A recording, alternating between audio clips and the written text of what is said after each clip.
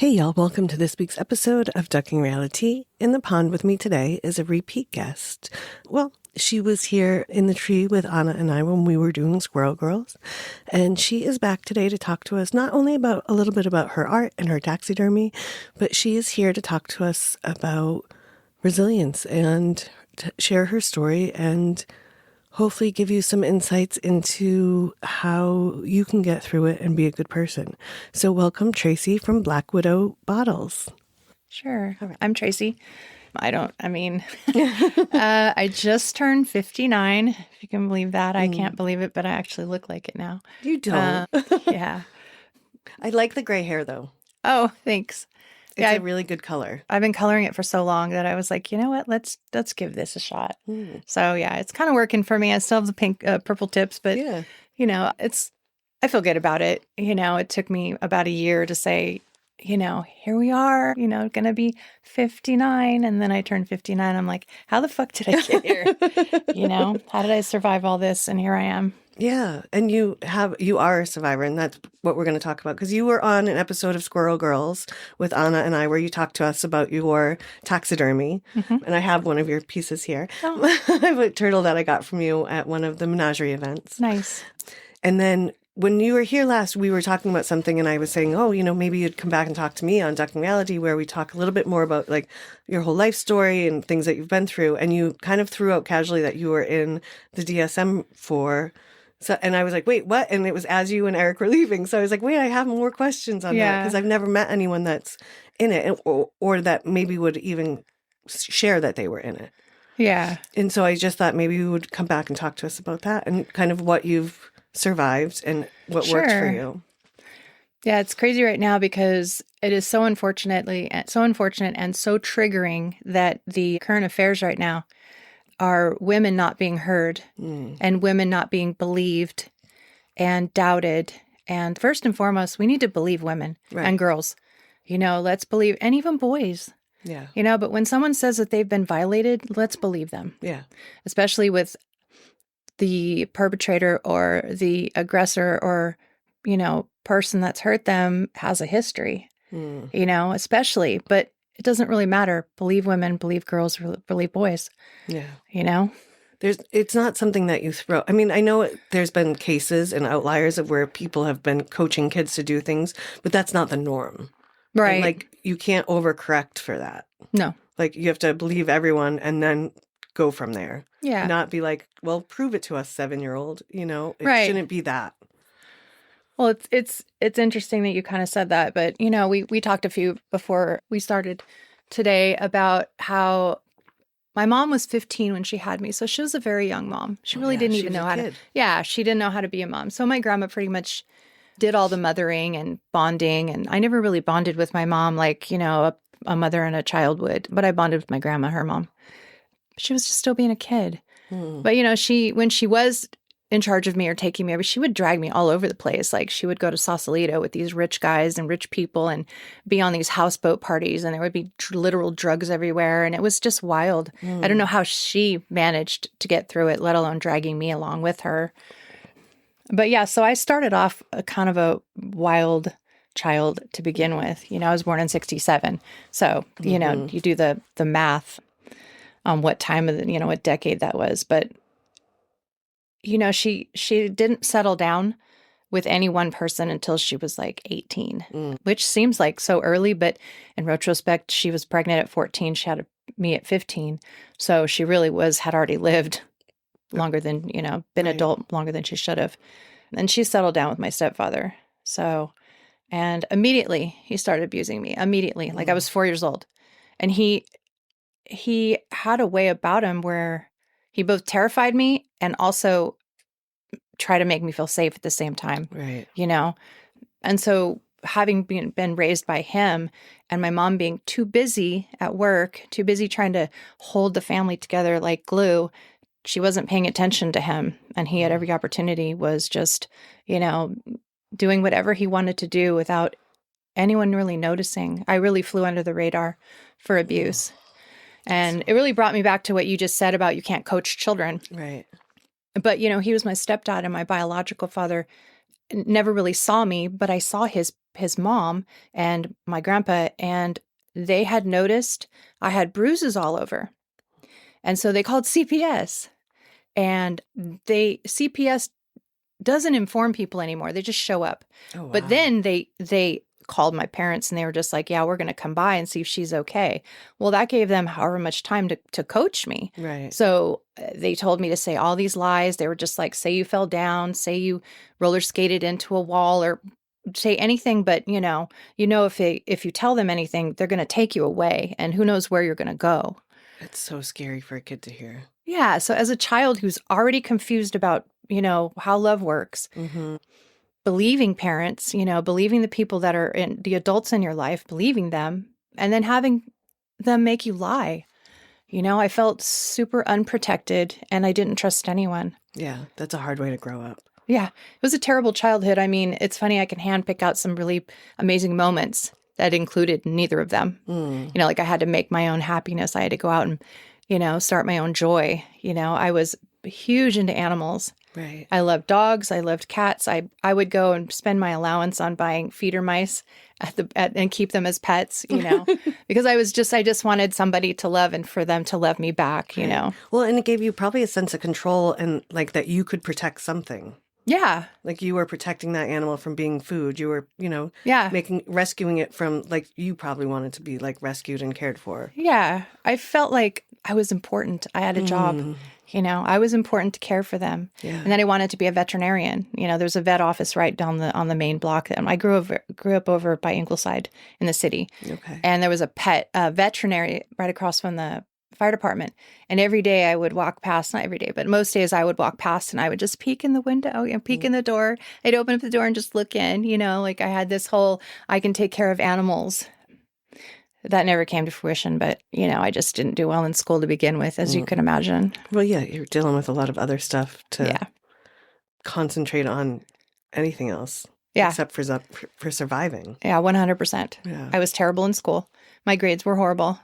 My parents didn't even check my grades at all. I never did homework. It's crazy when you hear all these stories on, about other kids.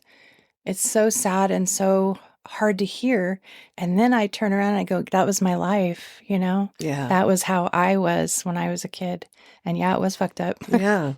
It's a hard way to grow up. Yeah. I mean, it's not a fair one not that anything is kind of fair, but like it just shouldn't have happened. No. And like people can be that terrible is something that really fascinates me because it's so far from the way I think and from the way I move through the world that I can't imagine what it's like to see a little kid and think that I'm going to use them or abuse them or do anything but keep them safe. Yeah, that's one of the things that really pisses me off about people who have elected to abuse other people after they themselves have been victims of any kind of abuse as a younger person. They use that as a cop-out. Yeah. Now, I've been through some horrible, horrible things. My therapist told me one time she kind of said my story was similar to J.C. Dugard's story because I was emotionally held hostage and I really was physically held hostage until I got to be a teenager where I actually started running away. But so I really was held hostage, and some of the things that happen are so unreal that they're unreal. They're just unreal. Yeah, but when people say, "Oh, I had a terrible childhood," I'm like, "But you just raped a child. Right. You're a grown-ass man and you just raped a child." I had a shitty childhood too, but I have never, ever physically or sexually abused another child or a human or anybody. Right. Like there's a level of like extreme empathy and harm no one, right? From that childhood. And these people that are out there just, I had a terrible Okay, me too. Right. But there's a lot of us that have, and most of us don't go out and hurt other people as an excuse. Right. I understand they say hurt people. And I remember my mind can understand when you lash out at someone verbally because like they set you off or something triggered you. And I can understand that, but I can't understand changing it into the physical. Right. Like going after someone, if you've been someone that has been attacked or assaulted or anything like that, I can't imagine then being like, well, it's okay now to do something to someone else. Yeah. Like, because how do you forget that feeling of how terrible it was to go through? Exactly. And that part of it, like, I don't understand. I don't either. That's why it pisses me off because, I've survived so much and I've yet to even, I can't even comprehend that level of abuse, that it just makes no sense. And I just think honestly that people were going to do bad things anyway. Now they just have some weird excuse, know? Well, then it's not their fault. So Yeah. It's because they're already bad or something like that it makes it okay for them to do. Yeah, 100%. But I still don't understand how you get there. Yeah. I mean, I learned years and years and years of therapy. I learned that I didn't learn emotional scaling. Like I didn't learn how to manage my emotions because I was constantly on high alert and constantly afraid, constantly in fear of anything happening next. Right.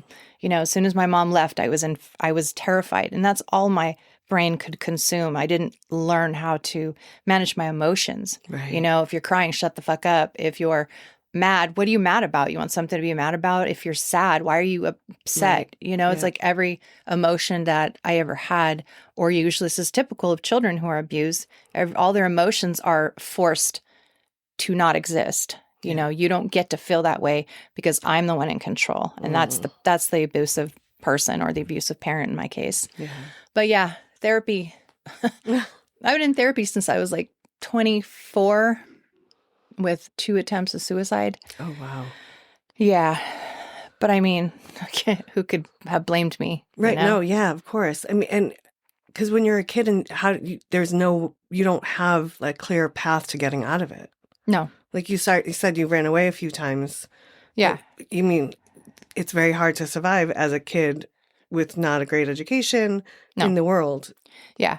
And even if I was smart and did well in school, nobody would have noticed anyways. I was completely under the radar for anybody, mostly because I kept that way, but also because I feel like really nobody was paying attention. Nobody encouraged me to do anything that I would have liked to do in the future because my mom said it was all she could do to survive herself, and that's something that I had to deal with as an adult, her not being responsible and not taking responsibility for being part of the problem. Right. She should have protected me. He was physically abusive. Even if you didn't know about the rest of it, that should have been enough. Yeah. And she said, I was afraid. Well, you know what? I was in an abusive marriage and I left because you have to you have to do it at some point. You just can't take it. But to protect my children, I don't know. She made excuse after excuse and then used her emotions as well, I don't want to hear about any of it because it would just kill me. Okay, well, you know what? Let's worry about your feelings right now. Yeah. I hate to talk about my mom like that because I think at the end of the day, she was still a child when she had me and she never really got a chance to like grow up out of that. She just went straight into being, an abused mother and wife, and she got herself caught up in that trap. But it doesn't change the fact that she should have taken care of me and protected me more. Yeah. Absolutely. But both things can be true, like she didn't know any better and then she was in that survival mode. So she probably couldn't even see or process her own feelings of it to then be the mom that she needed to be. Oh, I'm sure that's it. Yeah. And so it's like both things can be true. Someone can have hurt you in your life and they didn't mean to. Yeah. But it's still, it is what happened. So it's, you have to kind of figure out a way to reconcile that. Well, having at some point when I was 12, I'll just get through this part really fast because it'll help the rest of it make sense. When I was 12, I finally did something that made her realize that there was a problem. So she made him turn himself into the police, and he never spent a night in jail. So they brought him back to the house, but we couldn't be in the house together. So they had to remove me. So I got taken out of my home, and I went to live with his relatives so I could finish junior high. And then I was bounced around to other relatives until whenever. He got 2 years probation and 1 year of therapy for himself. And then I had to go to therapy a little bit, which made no sense because I went with these groups of kids that we were all sort of generalized. Oh. And at this time period, and this in the 70s, really they didn't know a whole lot about PTSD and a lot of things that, that happen after children or people are abused. So then his therapist wrote a letter and said he was cured. He understands what he did was wrong, and he knows that he won't do it again. So then they brought me home with him. Wow. Crazy. Like, Yeah. it's so crazy. And that was her fault. She should have never let them take me out of the house. Right. He should have had to leave the house. Exactly. But I don't know why. She just still doesn't know why. I don't know why. I don't know why I did that. I'm like, well, I don't know either, but I'm the one that got bounced around Right. and pulled out of my home like I did something wrong. Right. So that inevitably, once put back in the house with him, he inevitably just kept doing what he was doing. Right. And finally, now there's no real consequence for it. He knew that he got away with it before. Yeah. And now even if he does get caught, it's like, oh, well, Yeah. and that triggered me to finally run away. And I rather live on the streets with other kids and in and out of, abandoned buildings and, anywhere but Right. in the house. And so that's what I did for like a year and a half, almost 2 years. Wow. Yeah. I lived with kids out on the streets and, once in a while there'd be an older person, but we, in a group of kids, you're more safe. Right. But I was so much happier homeless, not knowing where my next food was going to come from, not, any of that. I was Right. just much happier. I had that freedom. Yeah. Well, it's almost like you had even more security in some ways I did. because you had people that were protecting you and you were part of this little group. And we were all sort of going through something similar. Yeah, they had run away because, their family life was not good for them. And, so we were sort of this, again, we go trauma bonding, we were teenagers who were trauma bonding and just getting through, day after day, we'd share pizza. And it was I just felt like I had the freedom for the first time in my entire childhood, But I think that led into kind of the point I was going to make is that I also got pregnant early when I was 17. I had my daughter when I was 18. And I wasn't a good mom at all. I was terrible. I had no idea how to take care of a baby or a child. I had no business having a child. Right. Well, because no one ever showed you. You didn't get taken care of yourself. Nope. And that's mostly how we learn is by watching and growing up around things. Yeah. That's how we learn most of how to be a human. Yep. Is by those people around us. So you didn't have any of that. In my head, I went back to the whole, if I go buy a mouse at the pet store, it'll love me and I could love it back. So if I have this child, she will love me and I can love her back. And it wasn't a mouse. I was so way over my head as a parent. And of course, her bio dad was the one that was physically abusive. And I just was out of the fire right into the frying pan. Right. But I didn't want to leave him and he didn't abuse her. And he only abused me when she wasn't there or wasn't awake or whatever. Right. And I allowed him to do that. I allowed him to be verbally abusive to me. I allowed him to be physically abusive to me. And I just felt like I had just gotten myself trapped, That's heavy though, to go in from one to the other. And if that's the only kind of love that you've ever gotten, it's understandable why you would fall into it. Yeah. Yeah, I was not a good parent. And later on, my daughter paid the price for it, because she was a kind of an unstable adult, and some of that was her own doing. And I could not have changed some of those choices, but I didn't really set her up for a really great start as an adult. I wasn't abusive, but I also was just not patient. I didn't know how to nurture her very well. I kind of relied on other people who had kids or, wanted to be a parent here. Can you help me with her? Right. Take her. Do you want her for a weekend? And people were just excited. Oh, I'll take her. You have the motivation and the love and the patience that I can't find right now. I just can't find it. Right. So you're just trying to outsource it as much as you could. Yeah, I really was. But I was responsible for myself at that point. Like we were talking earlier about taking responsibility, no matter how your life started, how it ends is on you, really. Right. You have to be responsible. So, I ended up trying to commit suicide twice. The second time they kept me in Langley Porter in San Francisco through UCSF, a great hospital, but it is an inpatient, psych ward. So I got some things. I learned some things that first time about me and how survivors of this kind of situation, how they manage life outside of that. Okay. Part of it was medication. Part of it was therapy. And part of it was just having someone there every day with you telling you, you're going to be okay. We're here to do what we can do for you and what, everything we can do for you. And we're here for you. Like, tell us how you're feeling. Right. If you're sad, if you're mad, if you're lonely, come tell us. We're here to be there for you and be supportive to you, But that had to be a weird transition to trust. Yeah, it was. And to give it an opportunity to help. Yeah. But I just tried to commit suicide twice. And I was like, I guess I really don't have much left, but to trust somebody in the professional field, and they had studied me. I was actually on a teaching bed, which is this kind of a cool version of what happened. I was on a teaching bed, which means students would come in and they got the opportunity to interview me and talk to me about how I got to where I was and talk to me about PTSD. And at the time, it was like 93 or 94.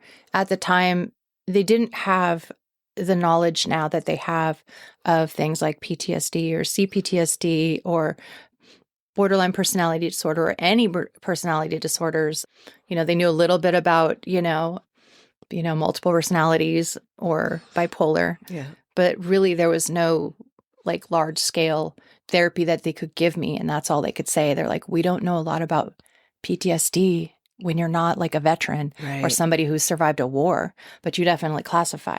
Right. So that actually catalyzed my ability to go look for a therapist, go, accept the fact that I needed help. Right. Yeah. Well, yeah, I can imagine when they're like, you are having the same symptoms as this guy that just got back from war, has to like shake you in a way to be like, okay, this isn't just me like not being able to handle something or not being able to like just get over something. This is something bigger than me. Absolutely. This is something that like lives outside of what most people have to deal with. Yeah, absolutely. And I would think it would give you permission to be like, okay, now I can fix it. Because now you have like the problem.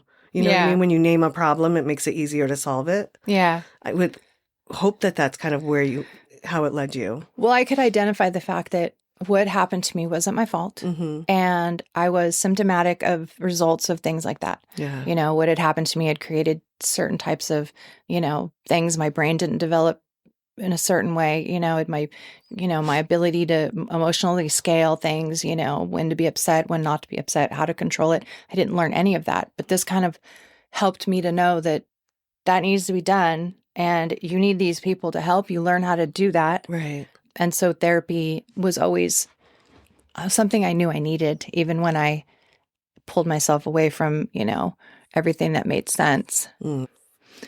I chose one time, I was like, I don't fucking need therapy. These people are crazy because I was just still in, it took a long time to get out of denial, I can imagine. Yeah. What made you finally step into letting them help you? Was it just the 2 suicide attempts or, because it sounds like you still, even after that, might have taken a little more time. Oh, yeah. I went on a drug binge. I got my kids taken. If you could just crash and burn, that's what I was doing. Yeah. I was just crashing and burning. I lost both my kids. It was just crazy. Like I went on a whole 4.5, 5-year drug binge. Wow. But I lived in some of the most beautiful places in California to try to sober up, to try to get clean. I lived up in Mendocino, up by Garberville and Leggett and stuff. Yeah, there's something about that type of nature that really drags you back down to earth. There's really no newspapers. You don't hear about how horrible the world is outside. You could just kind of focus on getting sober and, appreciating you and what's happening around you. And that actually helped a lot. Yeah. And then I realized probably when I was 31 that I needed to get help and I needed to get consistently and I needed to figure out maybe if I need some medication to help stabilize, and I did. I needed all of the above. Right. And what was that process like? What was the kind of therapy that you were doing to help with all of this? Is it mostly just talk therapy? Well, it was talk therapy at first because, again, still in 97, 98, still therapies were struggling to really figure out how to help people cope with their, symptoms based on, what they've been diagnosed with. And I've been diagnosed with a whole bunch of different things legitimately. So my whole therapy plan had to be multi-layered, right. And then figuring out the combination of medications without making me feel, high, out of it. I needed to feel normal again. Right. What's normal? But you know what I mean? I needed to be able to. What's your normal? Yeah, I needed to be able to wake up, go to work, take care of my kids, just be a mom, go to the gym if I wanted to, come home, make dinner, all the Right. normal Yeah, things yeah. that I always ever wanted, and I had to figure out how to get there. And I did. It was a lot of fucking work, like going back to being 4 years old. I never had a chance. When I was 31, I gave myself a chance. I love that. Yeah, I gave myself a chance, and I said, I finally realized that I was worth so much more than anybody made me feel like I was worth, Mhm. And that's when I had the best years of being a mom and trying to straighten these fucking kids out. Man.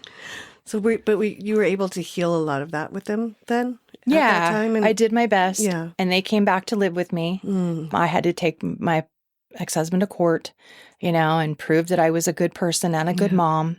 I did everything. I jumped through hoops. I paid, for trips down there. I paid for their therapy. I did everything that I could possibly do. And I never, not one time, complained. Right. Finally, I got custody of both of them. Nice. Yeah, both my daughter and my son. And they came to live with me. And they were already fucked up, Like, she was definitely suffering from abandonment issues. And so was he, my son. Yeah, they just had a lot going on, and neither one of them would go to therapy. Neither one of them. They were just as resistant against therapy as I was as a kid. Yeah. I used to not believe that child therapy was like a thing. When I was younger, I was just like, no, you just kind of get over it. You just bury it inside of you and it's fine. And I had a few friends that were in therapy for things, and I'd be like, okay, but now it's been 2 years and you're still talking about the same thing. I don't think therapy works. And then as an adult now, I've been like, oh no, that works really well if you have a good therapist. Right, exactly. But the key is to find a good therapist that isn't keeping you in that just talk about the same thing over and over without changing the narrative of it in some way. Right. I was like, oh yeah, good therapy actually really helps you heal from the shit that you went through as a kid. Right. And gives you an opportunity to reframe it and to understand because for me, it was hard to think that things weren't my fault. I inherently thought well, that's because of me and I made that happen, or that bad thing, somehow I wasn't a good enough kid. So that's why that happened. Which was a really hard thing. And I think sometimes I still struggle with that. Yeah. I mean, some of that shit never goes away. Right. Honestly. Yeah. But I have the ability to recognize, girl, you're having a hot fucking day.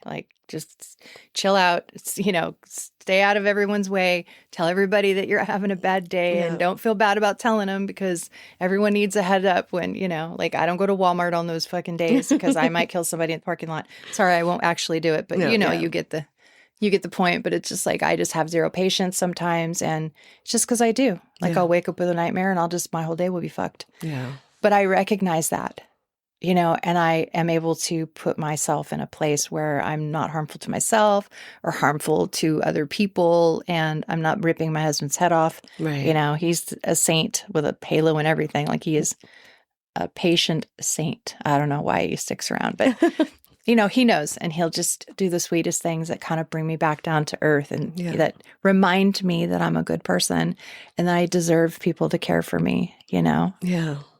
That's a enormous gift to have with him in your life. To have found that and to find the peace and the safety of that. Yeah. Yeah, we trauma bonded together. Yeah, I don't want to speak for him, but, we had the same, but not the same mommy issues, feeling unloved and abandoned. And he has his own reasons. He's a military kid. But yeah, so we bonded over that. And I understood and I empathized with how he was feeling about, some of what was going on. And he completely, was supportive. I don't know that he understood because my shit's complicated. Right. But he was very supportive of, hey, I hear you. Right. What can I do for you? Yeah. Yeah, he's the strong silent type from what I have known of him. Yeah. But it's nice that even though he can't, because nobody can imagine what it is like to actually go through the stuff that you've gone through. But it is nice to be able to say, I understand similar, and I know I don't understand all of that. Mm-hmm. But I can give you room for that.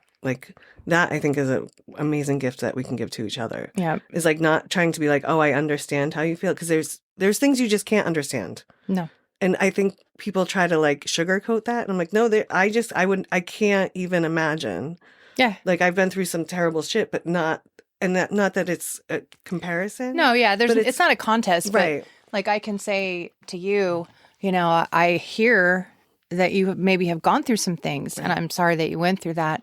You know, you don't have to be sorry. No, actually, I'm just saying I'm sorry because I understand that that kind of shit is harmful and it's hurtful and it really changes you as a person. But on the same flip, you can say the same thing, you know, about me without even actually having the details, because we're like, we understand the language. Yes. You know, even if you don't have the details, there's a language there. And I think some people want the details for strange reasons, where it's like the details don't matter. Yeah. Like, this was a terrible event and you figured out how to work through it. And that's all that should matter. Yeah. Is that you found your own self-respect and your self-worth and your knowing that you are a special person to be on this earth and doing good things and changing narratives and trying to be a better person. Like, that's what the focus should be. Yeah. I think going back to oversharing, I think in my case, no one wanted to listen to me. They just wanted to know, oh, you don't feel good. Oh, do you feel better now? I know you try to kill yourself, but do you feel better today? It's like, don't you want to know why I got there? How we're getting out of there? I just had this like deep desire to tell the details to someone because I needed to rationalize it and I needed someone to hear me. Yeah. I kept that shit to myself my entire childhood. You know, and I tried to tell my mom a few things later on. You know, I just needed to let her know finally, hey, this is half your fucking fault. Right. I have to just come out and say this to you. You know, I love you. That doesn't change it. But you need to take ownership of being half of the problem. Right. You know, and I said, here are a few things. And you just never even knew because you weren't fucking paying attention. I said, you're lucky I don't tell you everything. I couldn't even live if you told me everything. Well, I'm sorry that would be a burden to you, but I never did because I didn't want to burden her. Yeah. So I really needed someone to fucking hear it though, because it wasn't, if it's in your head and it happened, but nobody hears that it happened, it's like you question yourself. Right. You know, did it even happen? Yeah, that shit happened. Yeah. You know? Well, yeah, because you play like the mental gymnastics with yourself on like trying to pretend it didn't happen. So then you're like, but it keeps coming up because it did happen. And you do have to, it's like once you name the problem, you can solve it. Yeah. You have to like really get it out and get it out to a safe place. Yeah. And minimizing it. Yeah. You're minimizing it. It's like, well, you know, but you know, it wasn't that bad. No, it really was. Yeah. Yeah. I had found a friend. She was my best friend. I went to her first Holy Communion. She lived a block from me where I grew up. And I tried so hard to be her friend all the time. I wanted a best friend. And so we did do a lot of things together. But I hadn't seen her in years. Actually, I helped her study through the 7th grade so that she could skip a grade and we could start high school together. Oh. And we did because she was super smart. I don't even know how I helped, but yeah. I saw her on Facebook and she messaged me saying, hey, hi. And I was like, hey, I was afraid to like message you and approach you. And she said, yeah. I said, you do remember me, right? And she's all, yeah. I remember every time I went to your house to, see if you could go do something, you had to babysit your sisters. And I never even fucking remembered that until she said that. And it really bothered me. Not that she said it, but it was a hard truth that I had like pushed out of my head or something, but it was absolutely the truth. I'm like, oh yeah, that is how it worked. Right. I could never go anywhere with my friends. And the excuse was I have to watch my sisters. But in your brain, she didn't want to be your friend anymore because of some other reason. Yeah. When it was really like you just weren't available. Exactly. Yeah. I thought she wanted to steal the boy I first had a crush on in the 8th grade. And she was like, oh, his friend is cute, but he's pretty cute too. And I'm like, can you just leave anything for me? But it wasn't even how it was. But I was just like, nobody loves me. Yeah. It's the tricks your brain plays on you. Yeah. Yeah. Totally. And especially when you're in that kind of situation where you don't have a voice. Then you don't feel like you have a choice and you don't feel like you're ever being chosen or not chosen for the things you want to be chosen for. Like you have this other thing that's got to be complicated and confusing in so many other different ways. Yeah. It was zero self-esteem. Yeah. I put all of my rocks in my looks. Everything I could offer anybody was not my brain, was how I looked. Right. I had to be extra cute, extra skinny, like, like now people are paying attention to me. Right. And I'm like, so this is what it is right here. But don't try to get old and have that same philosophy, because people stop looking at you. People stop. And it's normal. Like I was really out there looking for that kind of attention. Right. Because I needed attention. I needed people to say, you look beautiful, or you look great, or I love this, or I love that. And that was like, the kind of input and, I don't know what the word is, but, giving me that self-esteem that really was not really what I needed. But hey, it was somebody saying something nice to me. Right. Yeah. It's craving the affection and the attention. Yeah. In a probably safer way. Yeah. Yeah, we started high school and she just moved off with some other friends, and I was just like, she really hates me. But, looking back on it, it was because I was in a different crowd. She was a smart girl and she hung out with kids that were, going to after school programs to do extra work. And I was like, I'm just going to go and listen to Van Halen and, smoke some weed or drink some alcohol, in the ninth grade, you know. So I was really young, but she was just like, all right, cool. Well, I'm here, but I need to study because, like I have goals and stuff. Right. And I'm just like, okay, free bird. Yeah. Well, it's hard. Like for me, like when I realized that like adults would lie to you and they had no problem doing that, like that rocked my world for a long time. And like then some other things had happened where a few people in my family had passed away, and I just was like, life doesn't matter. Like, just was like, oh, you're just going to die no matter how good of a person you are or how good you're not or what. Like, it just doesn't matter, and it can end at any time and nothing makes sense. And I really just struggled with getting into anything because I was just like, why bother? Like, I'm just going to go down and hang out over here. And like, it was so hard to like, I kind of lost all my joy in like hobbies or clubs or anything like that. Cause I'm like, it just, nothing matters. Like, and it was sometimes I still get a little like that. Yeah, I mean, some of that is normal. Yeah. I was really good at failing. Yeah. Like super good. If I was good at anything, it was fucking up my education and not going to class and, just doing all the things that made me, like a top A+ failure, you know. But I didn't have I was afraid that if I started to succeed, I was going to have to hold that level. If I just failed from the gate, I was like, well, now you don't have any expectations of me. Right. So now whatever I do doesn't really matter. Yeah, that is 100% how so much of my life I have realized I've been the same. Like self-sabotaging or not really doing things because if I do start to be successful, then how am I going to ever keep that success? Yeah. Because I've lost so much over my life. Like what?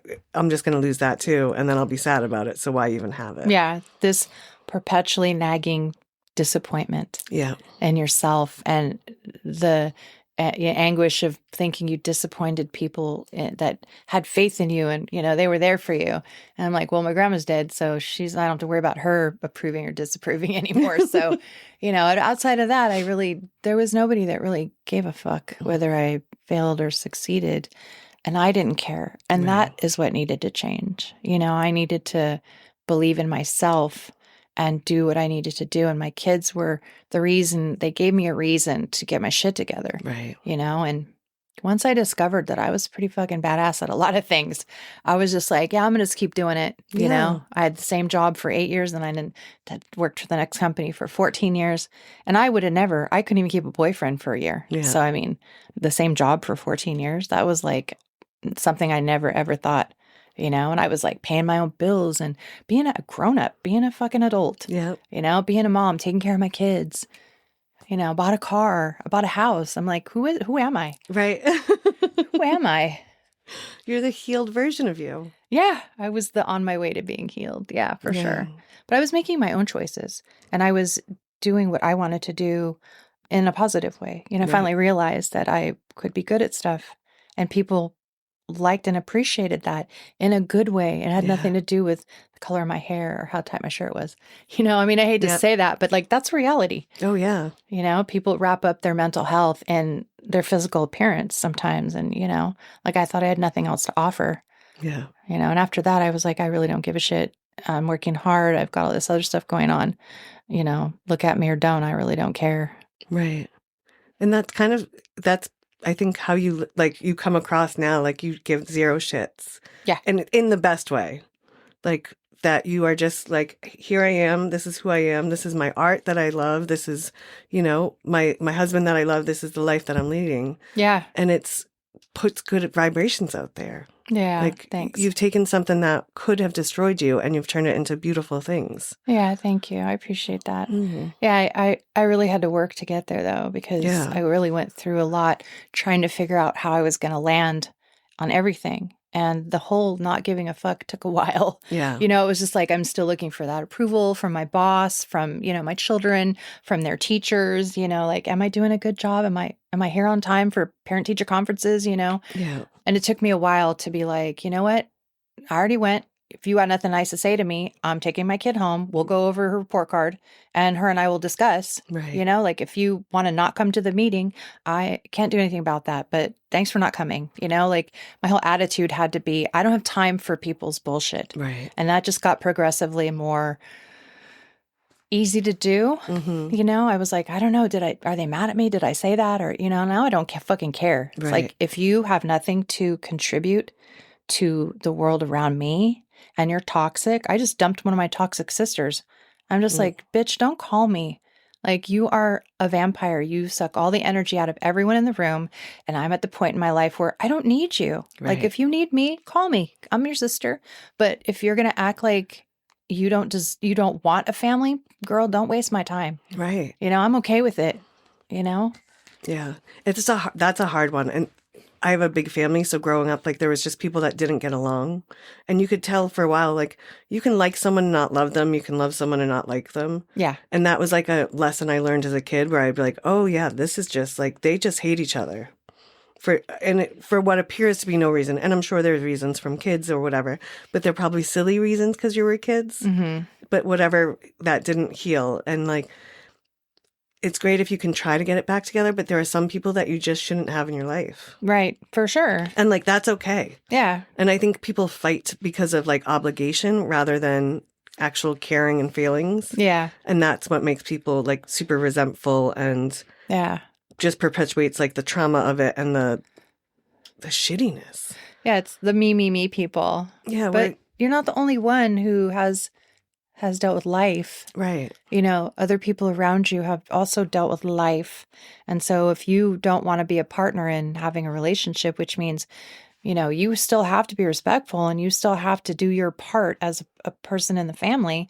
If you don't want to do that, hey, okay, bye. Yeah. Like, I just don't have, especially now my mom's gone. Everybody was still like, oh, we don't want to upset mom. I'm like, she's not fucking here anymore. Right. You know what I'm saying? Like, even when she was still here, struggling, everybody's jumping through hoops to be her favorite. And I'm like, I don't need to be her favorite. Right. I was never her favorite. So like, I don't need to jump, in line and I need to be the first. Listen, if she calls me, if she needs me, cool. If not, I'm going to be over here going to therapy. Right. Like dealing with my childhood that she helped contribute to. It's like, go ahead, jockey your place, girls. And that's my middle sister that has just been the worst and most difficult sibling. And she's a perpetual liar. And I just, like you were saying about adults that lie, it's like, this is how I'm so easy to say to people, you know what? I hear you. I don't like what you're saying because I just don't like it. Right. I don't really come out and say you're a fucking liar. I will.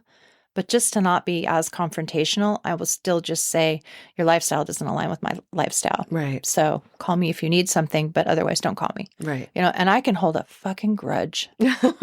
I'm sure. Yeah, I can hold a grudge. Like, I will never, some things people do, I'm just like, nope, still not going to talk to you. Yeah. Still not going to talk to you. Because some things are unforgivable. Yeah. I always say, like, I'm a really, like, open and caring and forgiving person, but there are some things that, and I will give and like let you kind of hang yourself. But then at some point I'm going to be done. And once I'm done, I'm done. Yes. Like, and I've been accused of being cold at times. And I'm like, I'm not cold. I just have reached my breaking point. So now it doesn't matter what you do because we're not coming back from this. Yeah. And that's all right. Like, I gave you a bunch of room. You took it. And now I'm not giving you any, but somehow I'm still the problem. Like, nope, that's that's you. And That's a you can, problem. Yeah. And Yeah. you can be over there. Yeah. That's how I feel too. Yeah. I'm just like, all the things that I have worked so hard for and to get through and accomplish, the last thing I'm going to do is let somebody just be a complete train wreck in my life and then, demand all of the attention. And like, girl, I ain't even got enough energy for me sometimes. Like, I really don't have, go to therapy. That's why I keep telling my sister, I'm all, go to therapy, dude. You need therapy. Yeah. She's like, don't fucking tell me. I'm like, or don't. Right. Like, I'm not going to beg anybody to be a better person. Mm-hmm. You just won't be able to be in my life. Right. Like if you don't want to get therapy and help yourself be better or whatever, fine. Like I don't beg people to do better or be better. I'm just like, I can't have you in my life. Yeah. No, you have a standard now. Yeah. I don't even need to talk to anybody kind of standards. Like I just feel like people really can be nice. People really can be honest and they can be giving and they can be generous with their emotions and their time and their consideration. And people really can if they fucking want to. Yeah. But if you don't want to, and I'm just like you said, you're constantly like putting yourself out there. Hey, all right, I know maybe something happened. Let me help you again. And you're just still biting my hand. I'm like, I'm done. Yeah. I got dogs. I don't have time for you. Well, no, I think that's an important lesson to learn too, though, that you can do that. You can say, I'm not doing this anymore. I don't wish you harm. I don't, wish bad things, but I just wish you not to be involved in my daily life. Yeah. I think that's a really acceptable thing that sometimes people get guilted over.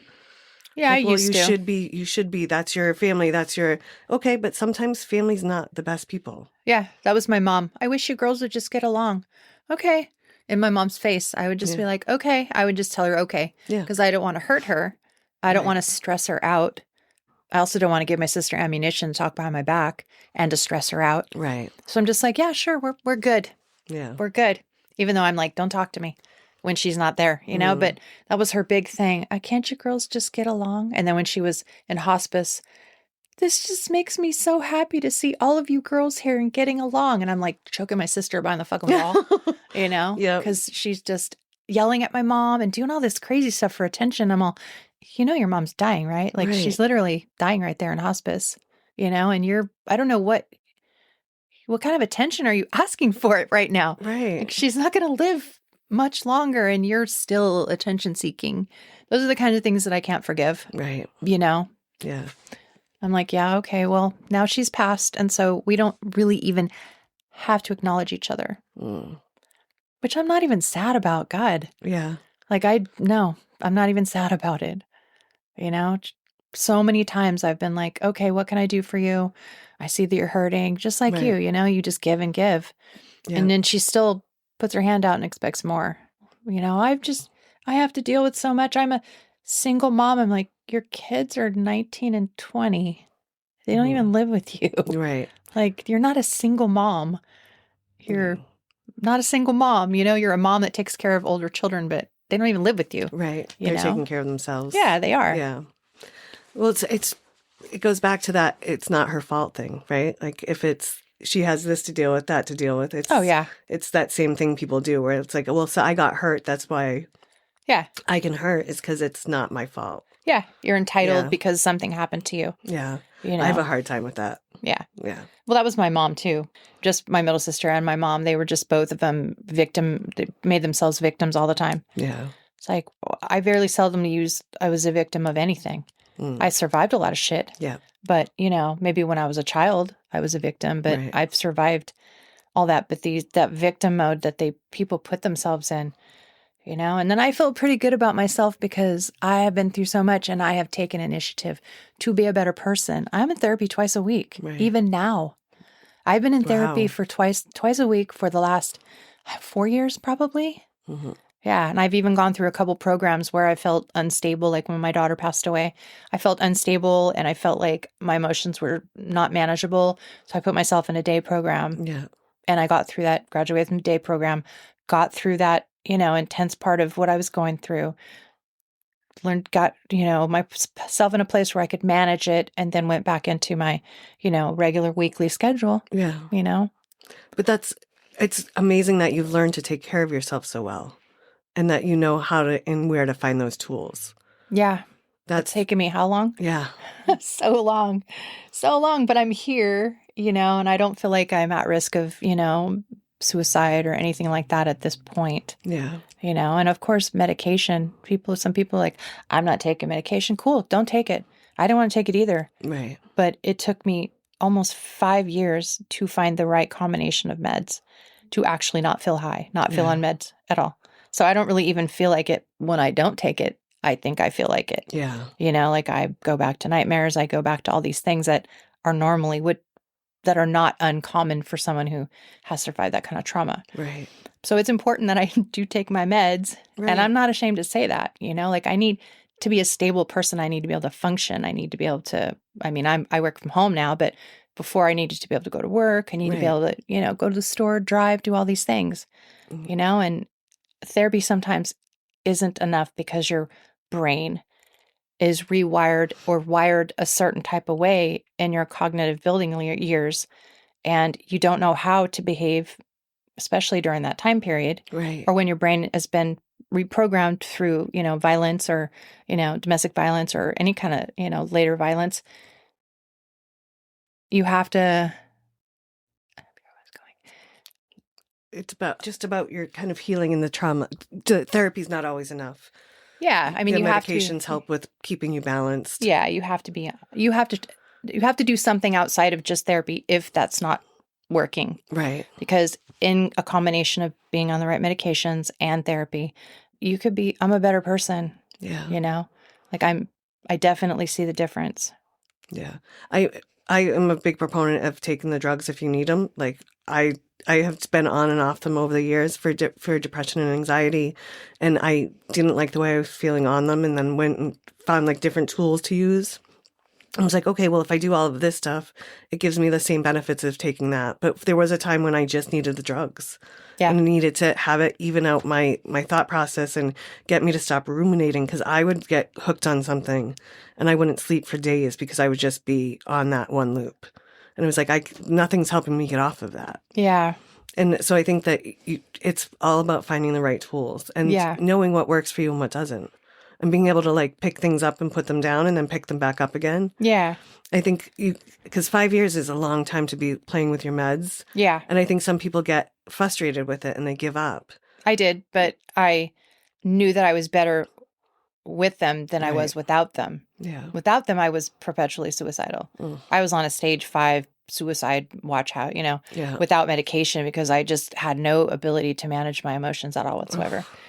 And it took me a while to get the right combination. I was just highly discouraged. But now when I talk in groups, I have people who are in the beginning of their, getting into the program and they're, trying to become stable. I highly encourage people to consider and to not give up. Right. Because if they are having symptoms of something so extreme that therapy isn't working by itself, then I highly recommend trying to figure out and talk to your doctor, find a good med doctor or a good psych doctor where you can really talk to them about, like what you're going through. Right. So they can narrow it. There's a lot of fucking drugs on the market now. Yeah, there is. I hate to say that. And I hate pharmaceuticals, but honestly, there's a lot of, I take one drug that they give to veterans who have been through combat. Yeah.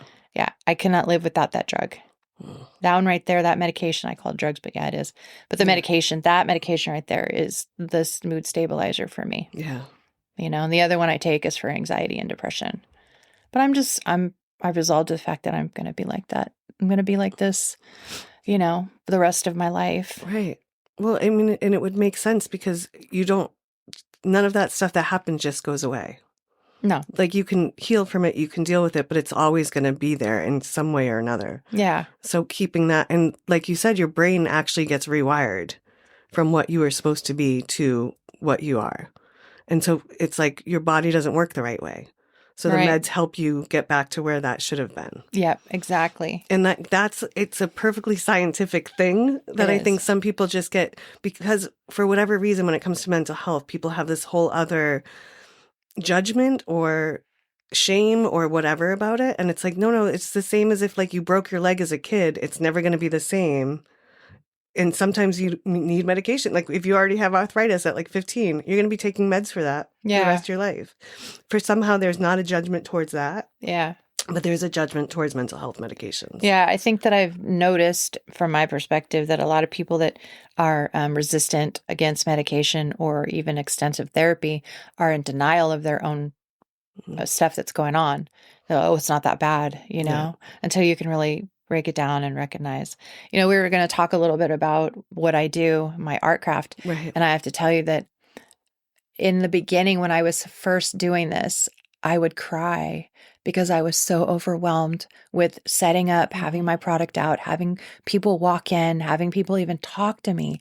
Like I was so fucking stressed out. And so my anxiety was so high that I would literally cry unconsciously. And the first couple of times, I actually had one lady walk in and she said hi and I was already in tears. And she's all, "You're going to be okay." It's like she knew. Right. She's like, "You're going to be okay, honey." She gave me a hug. I'd never seen her in my life. Yeah. And she was like, "You're going to be okay." I felt like my mom didn't even recognize that. Right. But here's this lady that was so kind. And, that happened a couple times at shows where somebody would just be so kind. They would be just saying all these, "Your work is so beautiful." And, just it felt over the top, but I think genuinely they were just, appreciating and recognizing my art. But I started crying. Like I was just so overwhelmed with the anxiety of feedback or, just in general. Right. Constance and Michael used to make fun of me, Constance especially. She's like, "Oh, we got to go check on her because she's going to, we're just going to leave her alone and then we're going to go check on her because we leave her alone, then she'll set up and she'll be fine, But if we'll come back and check on her when she's done, then, let her know if things okay." They totally understood. Right. And you don't really have friends, employers, workspaces where people get it, and then respect you for it and are loving to you about it, know. And they are like that. And I'm so extremely fortunate to have them in my life, Yeah, they're good eggs. They are. They are. Yeah. And they do, well, because, especially with what they do, they're collecting weirdos to bring out to the world together. Right. We're all like a little bit odd and weird. And the art that you do is the wet taxidermy, like we mentioned earlier. But so it's like the macabre and the oddities and like the kind of the fringe of society. Yeah. And a lot of us are neurotypical in different ways.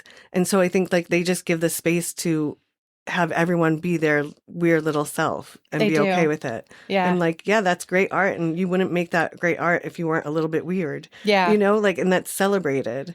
And I think they do a really good job of trying to give people the space to be them and not come from judgment or not come from anything other than like, that's good work that we like. You're a good person. We like you. Well, if it wasn't for them, I would not have pursued it because, I've ended with my mom in the beginning. Right. That's how I started. Yeah. Because she needed help and I was like her little pet, that she could have company when she wasn't alone and bored or whatever. So I did that for her.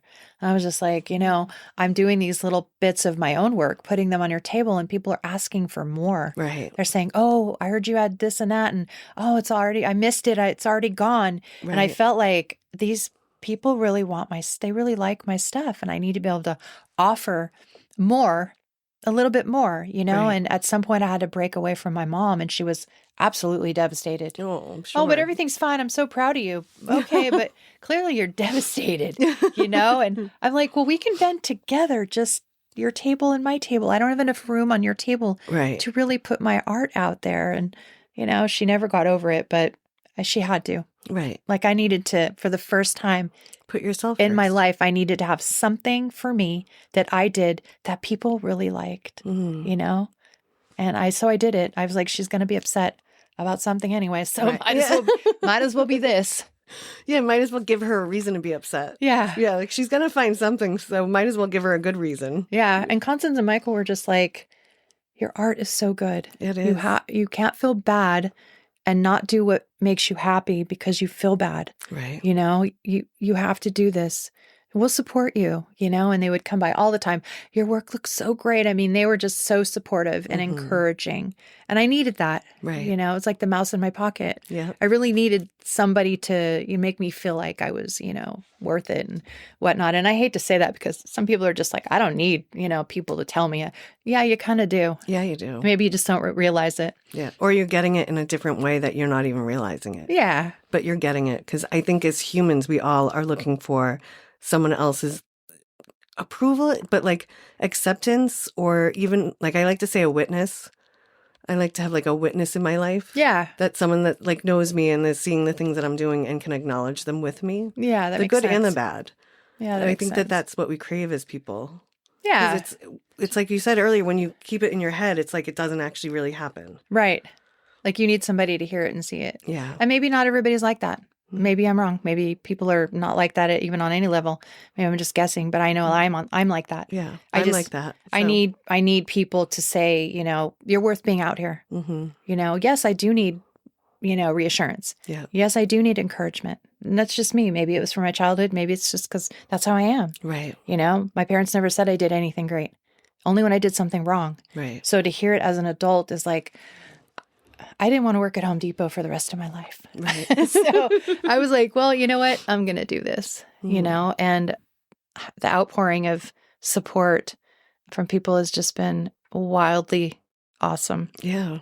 Well, your art is beautiful. Thank you. You take, and in the interview that we did with Squirrel Girls, we talked about like your intention with it all and the fact that like it's not just like this macabre thing. You're trying to honor the life of that animal and have it carry on and have a beautiful story rather than just getting absorbed back into the earth and not even being recognized for existing. Yeah. And that I think is a beautiful like kind of love letter to the art that you make. Thank you. And it's really like it comes through in the respect that you give the specimens and the things that you're making. Yeah.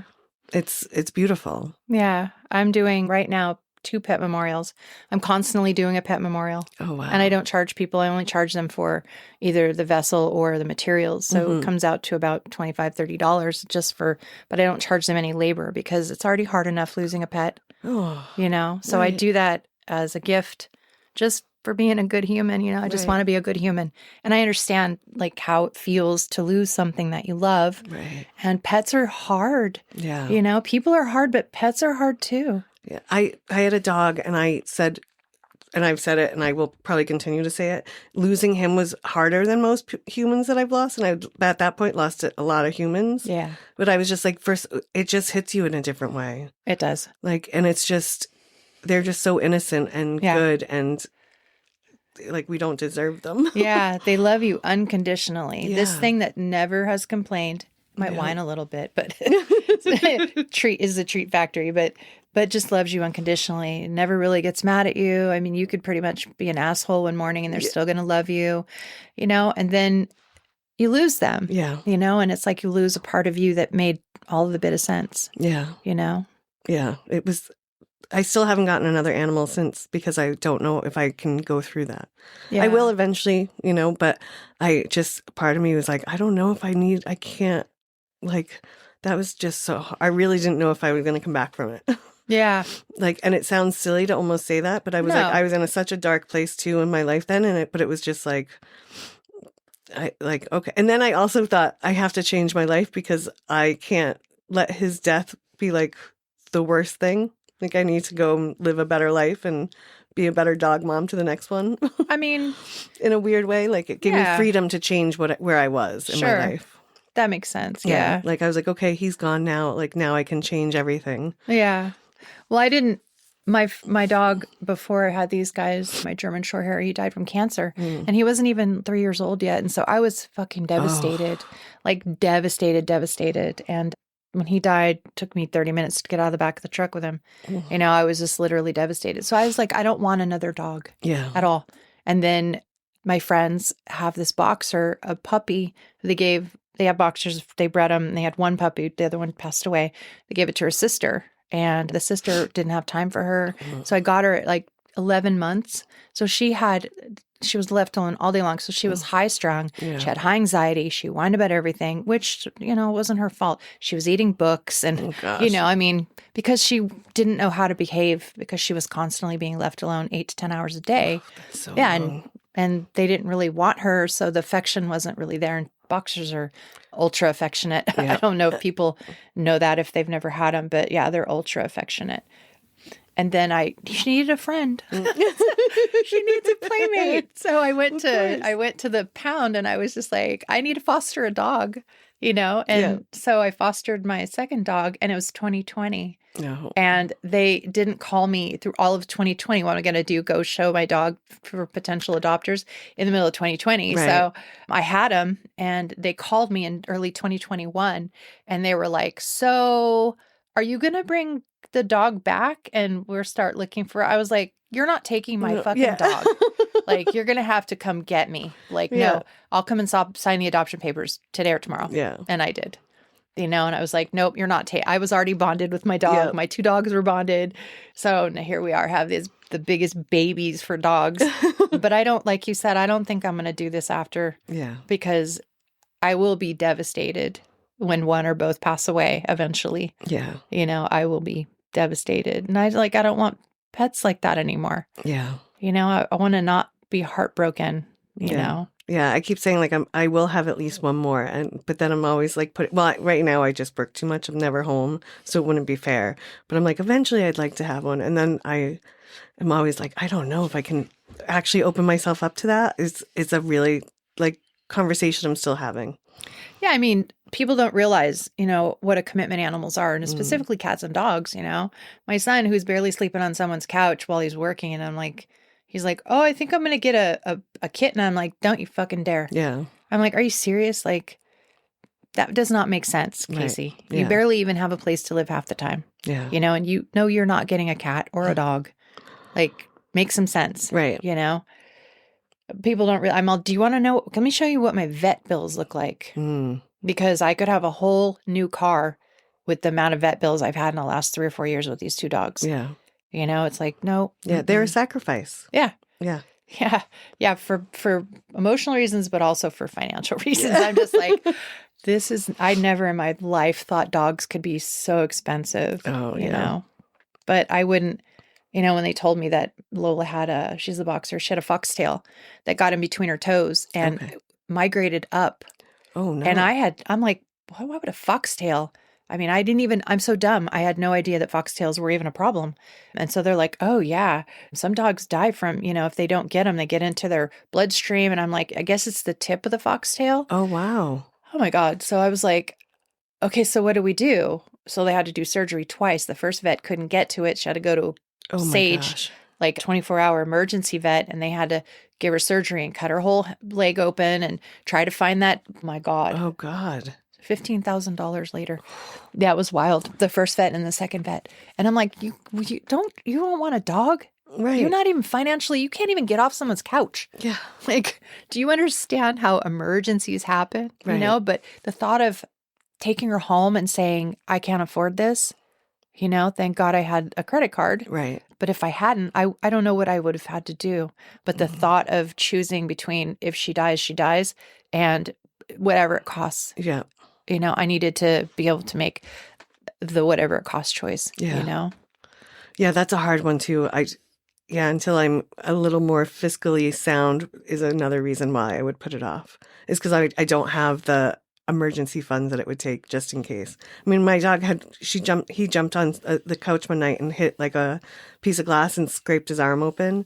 And it was like 7 stitches later and a couple $1,000s. And that is just something that right now would bankrupt me. Yeah.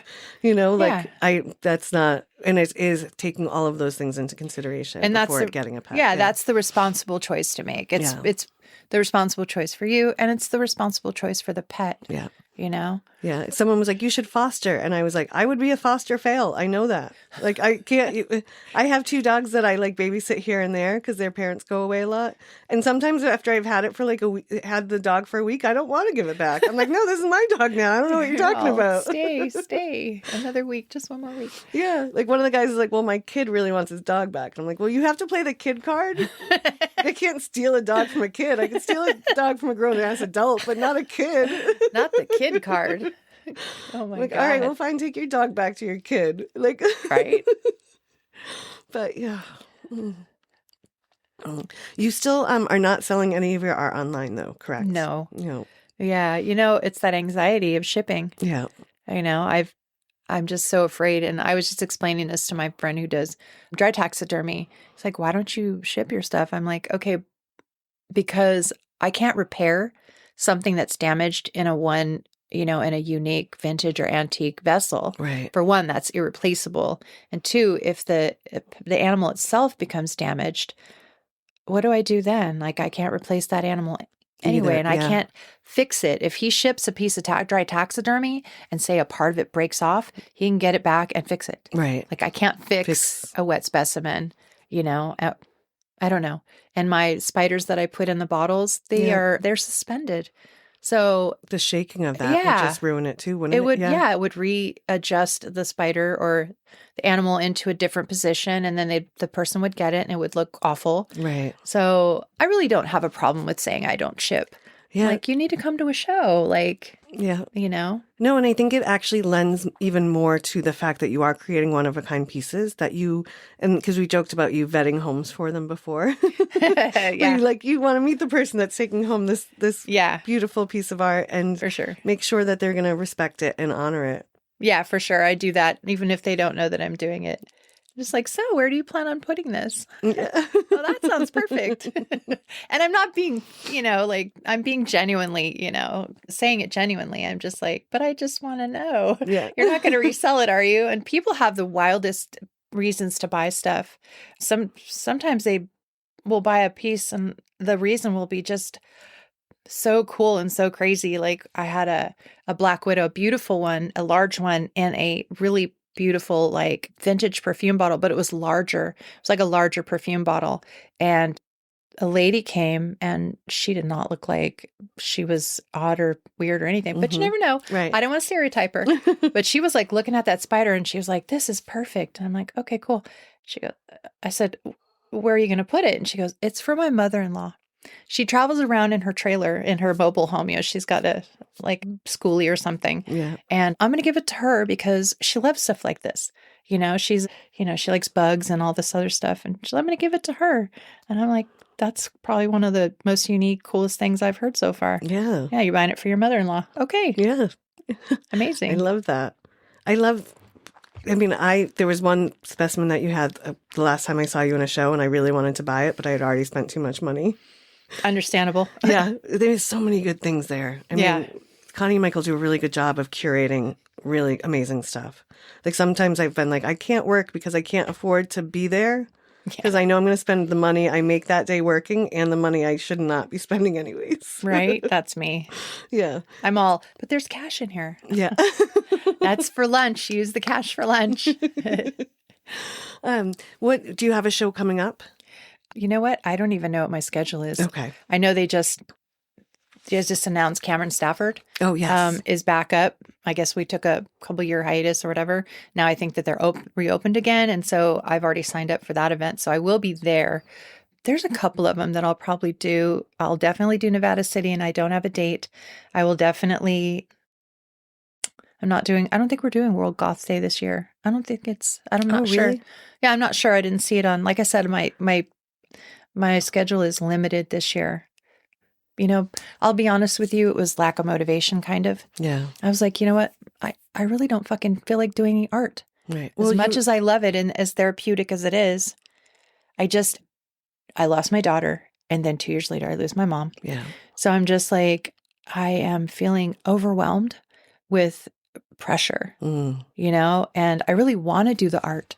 I have this beautiful snake that's been in my refrigerator on ice for 3 weeks now. That is something I have never done before. Oh, wow. It's totally fine. Right. But like, it's almost like a morgue temperature where, it's not going to rot. It's not quite all the way thawed out, but, it's cold enough where it's been in there almost 3 weeks. And I'm just like, I don't even want to touch that snake. I feel so, and I would have been super excited, last year or year before to do this. Oh, I can't wait to see. I don't even want to look at it. And I know I have shows coming up and people want perfume bottles. Yeah. They want little snakes. Everybody wants perfume bottles right now. Okay. And I have bottles. Yeah. And I have no motivation to make anything. Oh, that's a rough spot to be in. I feel like in a couple of months, I probably will, because I've been thinking about it and, been more motivated than I was in the last 2 months. Like, I was just like, I told Eric, I don't want to do this anymore. Why? I don't know. I feel like it's a job sometimes. Yeah. And I don't want it to be a job. Right. People have such high expectations of quantity. Right. And their prices, because of the economy. My pieces are not cheap when they're the larger pieces, even though if you go to a large oddity show, like the pieces that I sell would be similarly priced at hundreds of dollars. And I don't really sell anything for over $300. Right. So, and that's with a beautiful snake, all the materials that it cost me to, put it in there. I don't bring, all my alcohol is completely clear that is stored in. So you can really see the vessel was expensive, it's like, but I still hardly charge anything. Right. Because I want people to have the art. But then they want $20 items and $25 items. So somewhere I have to compromise, and that's where it feels like a job. Right. And I don't want to do that. I'll do it sometimes for the sake of kids being able to buy or people starting their collection. For that, I understand, you know, but like just for the sake of art for me to do what I really love to do, I don't want it to feel like a job. Yeah. Then it takes I feel like I'm rushing the animals. I still give them their bath. I still, clean them up and, do all the things to make it, honorable experience. But I feel like I'm rushing now. Yeah. I feel like I didn't have enough time to make the animal perfect before I put it in something, and that's really important to me to do that. And if I'm not motivated to do it at all, then my pieces are not art anymore. Right. Then it's a chore. Yeah. And I don't want it to be like that. So my shows will be limited. And not because I don't want to be around, people or around Constance or, or Michael or any of that stuff. And I want to make art that means something again. Right. Well, yeah. And like you said, you just buried your mom. So in 2 years after your daughter, like there's a lot of grief there. Yeah, there is. And there's a lot of other feelings that must come up with all of that. Yeah. And things that stir inside of you that your brain just kind of hooks into. I was going through a failure phase with my daughter when my daughter passed away. Because, we talked about her a little earlier about me being a young mom and really doing a terrible job of being a mom. I just didn't do a great job, and my kids went through a lot as far as, me not being there, then me being on drugs and them just not having a stability that they needed until one was 7 and the other one was 12. Right. And so that's when, their early years in life, just like me, there wasn't enough going on to stimulate their brain in a positive way. So when my daughter passed away, I 100%, and I still blame myself, had I set her up differently, would she still be here? Would she still be alive? Right. Would she had not chosen that path that she went on of self-destruction? Right. That path itself was something I was already feeling guilty about, and then to lose her suddenly out of, not even being able to say goodbye to her, because by the time I saw her, she was already in a coma. Yeah. And I watched her for 2 weeks until her body finally gave up. But, I felt for the whole 2 weeks, I felt like every possible negative thing I could think about myself, I thought about it, and so that still resonates. Right. Of course. That's a hard thing to grapple with. Yeah. And to wrap yourself around. Yeah. And I don't want to be like my mom was, and just be like, well, we're all going through something. That's what she said to me. We're all going through something. Well, yeah, we were, but it was still my responsibility. Right. I was still, I could have been a better mom had I been given the tools that I needed. And it took me to learn and get my own tools to be a better mom. But by then I had already done the damage, But you also spent all of that time once you got your stuff trying to help her. And trying to do the right thing by her and getting her into therapy. And, then at some point it is up to her on whether or not she wants to do that. And I'm sorry that she's gone. Yeah, thank you. Me too. But the constantly worrying about her, whether the Narcan is going to work or not, or whether she was just going through all of it, and the constantly worried about her being hurt. Yeah. And I'm not saying by any stretch of the imagination that this was, something that should have happened.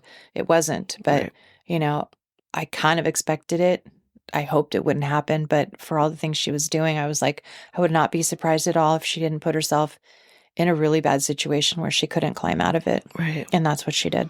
Yeah. Sometimes you can't get yourself out of it, unfortunately. Yeah. Not everybody's me. Yeah. Yeah. I mean, I've seen a few people go down that way, and it's just, there's no judgment there. It's just some people have it and some people don't. Yeah. And I don't think there's any rhyme or reason why some people have it and some people don't. I don't think so either. I think it's just your random kind of luck in what you were given in life. Yeah. Well, I don't know how I pulled myself out of it at all, but I did. And I went through a phase where I expected it. If I could do it, anybody could do it. But you know what? It's not a contest on, how many things that a person can go through that makes them strong enough to either, become sober or not.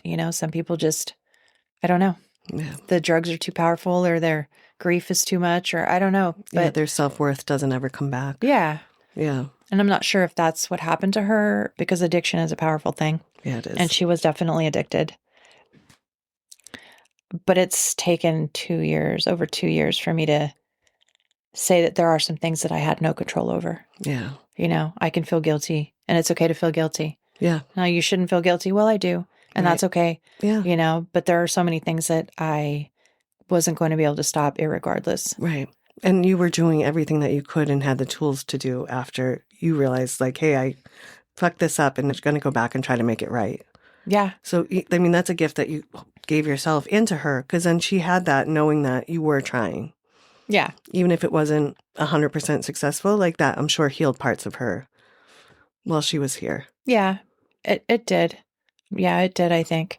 I think she was her own worst enemy, and I think she disappointed herself more than anybody else. Mm-hmm. She was struggling with, wanting to be a better person for herself and for everybody, and also wanting to be free and not care about what anybody thinks, and do the drugs. Right.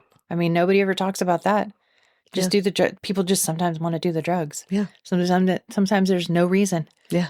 They come from, stable backgrounds, and parents are, they have stable jobs, and they're good people, and they just turn out a whole different way. Yeah.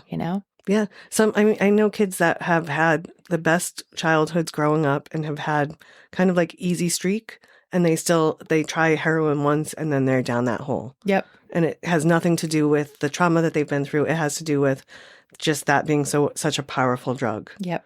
And I've seen some kids flush their lives down the needle, and I've seen other kids bounce back and do great things in the world to make sure other people don't do that or like fight through it. And there is no rhyme or reason to it. Yeah. Like there's no one thing you can point to that says like that gives that person that strength and that person doesn't have that one. There's like, I can't see a rhyme or reason. Yeah, me either. Yeah. And that's like the thing I think that scares a lot of people, is that there is so much just randomness in life, and that there's no one way to tell how you'll deal with anything. That is very true.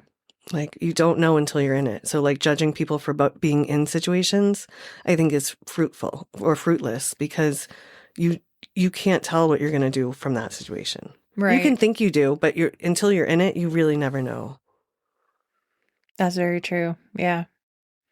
Yeah, like sometimes I tell him, and I tell other people, when you have terrible drivers, and this is maybe a weird analogy, but, when you have like a person that isn't driving at their best, and, you're anxious, you're pissed off about it, you just want to get home, and the person in front of you acts like they're, 17 and just got their license. And I'm like, maybe they're a 17-year-old who just got their license. Right. Well, maybe they're learning, and maybe an asshole like you behind them flashing your lights is really scaring them. Mm-hmm. And they're just trying to do the best they can.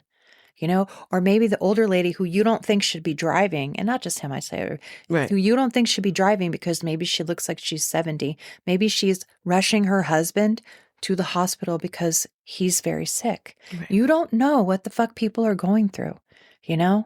Like, try to be kinder. Yeah. Yeah, it doesn't cost you anything to give someone a little grace. No, it doesn't. No. Not my sister, though. She gets no grace. No. Some people just don't deserve it anymore. Right. If they have a proven track record. Right. But the random person, Yeah. I think it's harder to be an asshole than it is to be nice or kind. I'm like, you have to go out of your way to be an asshole. You do. You don't have to go out of your way to be kind.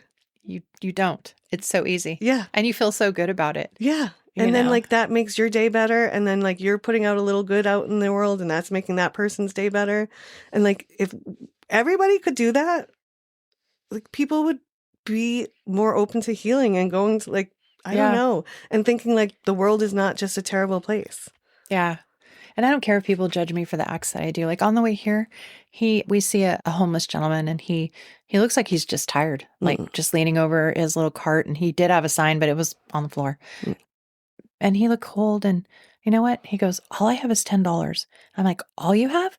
I'm like, that's $10 more than he had 5 minutes ago. Right. I'm like, do you want to give him the money? He's all, yeah. And I'm all, roll down the window so he knows that you're going to give him money. Right. And he did. And the guy was like, thank you so much. The gratitude. And I tell him all the time, I said, when I see homeless people, it takes me back to when I was a teenager and I learned so much about homelessness. Right. As a young girl, so much about why people are out there, how people are out there. Yeah. And some of those stories are absolutely heart-wrenching. Yeah. And for someone to say they should be out there getting a fucking job and you don't even know. Right. You have no idea how did I get out there? You would never guess. You'd think I was just some runaway kid that wanted to get out of my parents' rules. You don't know. Right. So don't judge people like that, And if they go get alcohol, at least they're going to be warm tonight. Right. So don't judge. Yeah. So we gave him the $10 and you could tell he feels really good about it. Right. And I taught him it's okay to help people, even a little bit, or say kind things when you know that person might make their day. Yeah. It could be the difference in someone's choosing to do something that is terrible versus not to themselves, to another situation. Yeah. You can just change someone's whole day with a nice act of kindness. Yeah. How do we get here though? You would think being raised by fucking heathens and assholes, that I have no idea how I became such a kind, compassionate person. Well, I think it's in spite of all the things that happen to you, it's because that's probably just your natural inclination. And the things that happened to you didn't destroy that. It only strengthened it. Yeah. And what it's like to not be treated well. So it, I think, gives you more of an understanding on why and how someone could be out there. And, if you've never had a struggle and you've never, I talked to this girl one night and she was complaining about people being in the dumpster. And I was like, okay, but you're complaining while you're in your warm bed about someone dumpster diving for bottles. Right. I can't, your argument I have no patience for you. Your complaint is on deaf ears because I'm like, yeah, but that person's so desperate. They're in a dumpster. And she's like, well, they don't have to be in there at 5 a.m. waking me up. And I was like, do you hear your privilege? Right. Do you hear it at all? Right. And she's like, no, you don't understand. I've been through things. And I'm like, I didn't say you haven't. Right. But you haven't ever been so desperate that you're dumpster diving. Right. And also, sorry it's waking you up, but it's also none of your fucking business. Right. And I'm like, close your window. Yeah. Get a sound machine. People recycle, homeless people do whatever they can, to survive. Yeah. Even buying alcohol with the $5 they manage to panhandle. Right. Where they could get an apartment with $5. What are you mad about? Right. Yeah. Yeah. So let them go do what they're good. They're not going to buy heroin for $5. No. Not at all. But, bottle of beer or whatever. Good. Now they're warm. Right. If they want to eat, they'll eat. If they want to buy alcohol, that's what they're going to do. Right. Yeah. If they want to drink their calories and get a little numb from their situation, I can kind of understand that completely. Totally. You come home from a bad day at work and you crack a beer. It's the same thing. Yes. You just have a home to come to. Yes. But you're going to judge them for going to get something to give them a little alleviation. Yeah. Yeah. Don't be mad. Just reevaluate the situation from your bed, from your nice warm bed and your safe, house or room behind a locked door. Right. I know. Yeah. I was just for the longest time, I would say I just didn't want anything to do with that woman because I'm like, I don't want to spend energy with someone that could just be complaining for the sake of complaining, and about someone that's desperate. And like, she kept trying to fight with me about she had struggles. And I'm like, yeah, I'm not saying, but again, you've never been struggling that bad that you're in a dumpster at 5 a.m. Yeah. Like, Yeah. can you even admit that? And she couldn't. And I was just like, I can't. Like, Yeah. those are the people that I don't understand. You've had struggles, but you haven't had those struggles. Until you've had those struggles, yep. Then you will understand why people do some of the dumpster dive and go in the back of fast food restaurants and try to hope in the front of fast food restaurants and dig out of the front garbage can. Yeah. Because they're hungry, they're desperate. This is what it is. And people out there cannot agree with me. And here's where I'm going to say I don't give a fuck. Right. This is my I don't give a fuck face, because I care, because I know some of their stories, not each individual one, Right. but enough to know that some of these people have some fucked up shit going on. Yeah. You know, you watch your infant daughter murdered Yep. right in front of you. I saw that. A lady that was completely lost her fucking mind Yeah. because her infant daughter was shot right in front of her. Oh, God. And her infant, Right. you know, right in front of her, and she just fucking snapped. And she's out there because why wouldn't you be? Right. I mean, not everybody is that strong. Right. You know, to watch your baby murdered. I mean, not to be dramatic, but that's, you know, Right. that's the That's kind a real of thing. story. Yeah. Yeah. And she was out there, and she looked like she'd been out there for, I don't know, a couple years. Yeah. Looking rough, looking, you know, thick skinned, but she wasn't right. Right. And after finding out why she wasn't right, I was like, 100%, I'm sorry. Yeah. And I understand. I don't know that I could survive that myself. Right. Yeah. I don't know if I would. So being relatable, you know, if you don't like them, you know, go give them $10 then. Right. Tell them stop digging through the garbage. Here's $10. Yeah. I just want to sleep. Go talk to them. Like, here's $20. Can you do that after 8 o'clock? Yeah. You know, like, go out and reason with them. Don't just complain Be about proactive. Yeah. Don't just complain about their existence. Yeah. Like, be like, hey, I'll leave you a bag of bottles next to it. Simple. Like, Very. you know, there's simple fixes to do something small. Yeah. That can, instead of just judging it and complaining about it. Yeah. There's a solution. We used to have a homeless guy come around and go through everybody's recycling and take all the bottles out and stuff. Yeah. And he started leaving a little bit of a mess. So I got up one morning and he came and I said, I don't care what you take. You can take it all. I said, but just don't leave a big mess, because then when the garbage truck comes, they don't take my can. Right. You know, like, I don't care if you take it. Please do. Right. If it's helping you, please take what you need to take. You come by with this little grocery cart. Yeah. You know, and just have a civil conversation with another human being. Yeah. Like, they're not animals. They're not, you know, they don't have venom. Right. You know, you don't have to be afraid. Just have a conversation. If they respond in a negative way, then say, then I don't think you should be digging through my trash. Right. Like, say something, you know, but kind, say something. Try. Yeah. Yeah. Don't just ignore the fact that they exist. Exactly. Yeah. Yeah. When I see homeless people, I really struggle. I'm sure. Especially because it's something that you've lived and survived. Yep. So you have a whole understanding of it that a lot of people don't. No, they don't. And yeah, I taught him a lot about how people can become homeless, how homelessness is, you know, it's a crisis, and how we got there and how we can get there, and, you know, how we can try to fix it and how we could do our part. Mm-hmm. Like, we can't fix it. Right. But we can speak to people respectfully, acknowledge them as human beings, you know, say hi to them. Yeah. Don't pass them like they're a pile of trash. Yeah. Even if they're next to stuff they should have cleaned up, you know, bring them a garbage bag, you know. Yeah. But say thank you, say please, say excuse me. Yeah. You know, they're human beings. Yeah, they are. And just acknowledging them makes a huge difference.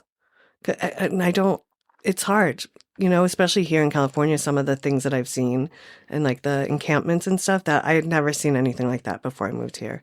But I've made sure that I continue to go see them and remind myself, one, of how lucky I am, and two, just like, I don't want to pretend it doesn't exist. Right. And even though I can't do anything about it, it's like just being, okay, I'm acknowledging it. I know it's happening. You know, there's the small things I can do, but just trying to remind myself that that's how other people are living. Yeah. I hope if people actually do listen to this, when I go into the city, I take old jackets, coats, and socks. Yeah. Even if you go to the thrift store and buy socks, even if, you know, I do both. Yeah. But mostly new, because I'm not going to dig through socks at their store. But I gather jackets, and when me and Eric go through the city, we will go downtown in the area and give coats away to people who look like they're cold. Yeah. I'm not going to give them to anybody and everybody, but just, find somebody who could probably use a jacket and some socks and maybe a toothbrush. Like, be kind. Yeah. Well, I think that's a good place for us to wrap it up, and a good message to be kind, because you don't really ever know what someone's going through. No, you don't. And not everyone is as lucky as you to figure out and get all the tools to survive it. Yeah. It's taken me 55 years. But the fact that you're so open still about it and still on your journey and you're open about that I think is the most helpful for someone, because someone can be like, oh, if she survived it, maybe I can. Yeah. There's no guarantee, but like seeing other people that have survived it and turned their life around and are really enjoying life, and even like taking the hits as they still come, but with a positive attitude. Yeah. I think that is the most greatest gift that you can give another human. Yeah. Is that hope. Yeah. Just give yourself permission to be sad. Yeah. To be, hurt. Give yourself permission, and then allow yourself to feel those feelings, and, don't give up, right. But understand that it's like a cycle. You feel better, you feel bad, you feel better, you feel bad. And pretty soon you just start to feel better and better and better, and there's always hope. Yeah. And if you're struggling, I'm sorry. Yeah, same. And I'll put some resources in our show notes for anyone that is struggling. Yeah. I've gotten to have a couple really great interviews coming up and coming out with Laura from the Family Law and Violence Center, good. And the support that they're doing. And good. Yeah, it was a really interesting conversation. And so, I'm trying to make sure that having these conversations, we're also saying like, here are some resources for you. Yeah. And like that you're not alone. And people can always reach out to me. I will put them in contact with someone way smarter than me that can help. But yeah, it's because it sucks when you feel like you're alone in it. Yes, it does. And that's the part that is the whole reason why I want to have these conversations, so people can see insights into someone else's life that's been through it and made it through to the other side. Yeah. Because I think that does give you hope. And especially where you talk about that cycle. Yeah. That cycle, when you've been feeling good and you start to feel bad again, sometimes it's like that's where you give up, when you're like, if you can just push through, it will start to get a little better. Yeah, it gets better every time you come back around. Yeah. But if I can do it, I'm pretty sure most people can do it. Yeah. Same for me. Yeah. Like I was like, I at one point had no hope, and now I have nothing but hope. Yeah. So good. It was nice talking to you. It was so nice to talk to you too. Thank you again for coming back. Yeah. Thanks for having me. Yeah. And if you're in California, you can check out Tracy's stuff on Black Widow Spider X on Instagram, or come to one of the menagerie events for when she's vending. But it's going to be limited runs. Maybe that'll make your stuff even more sought after. Hopefully. Yeah, and hopefully you'll find your joy in your art again soon. I will. I've just got to work through what we're going through. But next time we'll talk. All right. Thank you again, Tracy, for sharing your story and for hanging out with us in the pond. I hope you all got something out of it, and I hope you go find your joy today.